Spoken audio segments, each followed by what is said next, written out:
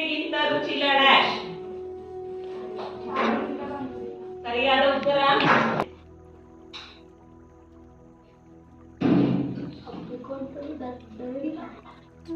ಮಾತು ಬಲ್ಲವನಿಗೆ ಡ್ಯಾಶ್.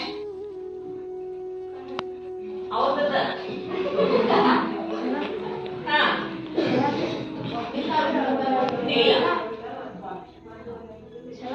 ಸರಿಯಾದ ಎರಡನೇ ಸುತ್ತು ಮುಕ್ತಾಯ ಆಯ್ತು. ಈಗ ಮೂರನೇ ಸುತ್ತು ಯಾರಿಂದ ಪ್ರಾರಂಭ? ನಮ್ಮಿಂದ ಸ್ಟಾರ್ಟ್ ಆಗಿದ್ದಲ್ಲ. ಶಿವರಾಮ್ ಸ್ಟಾರ್ಟ್ ಆಗುತ್ತಾ?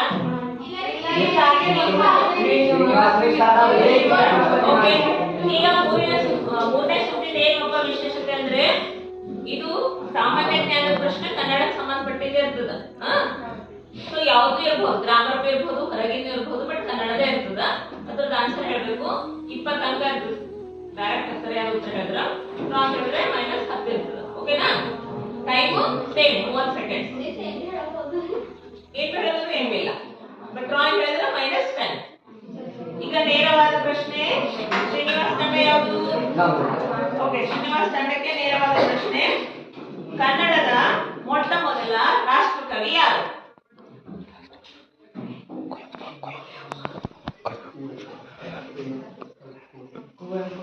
ತಪ್ಪು ಉತ್ತರ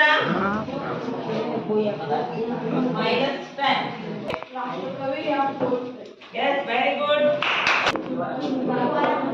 ಇವರ ಮುಕ್ತಿ ತಂಡಕ್ಕೆ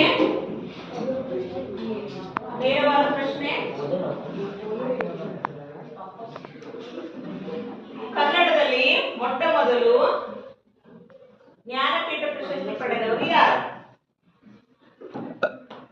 ಕನ್ನಡದಲ್ಲಿ ಮೊಟ್ಟ ಮೊದಲು ಜ್ಞಾನಪೀಠ ಪ್ರಶಸ್ತಿ ಪಡೆದವರು ಯಾರು?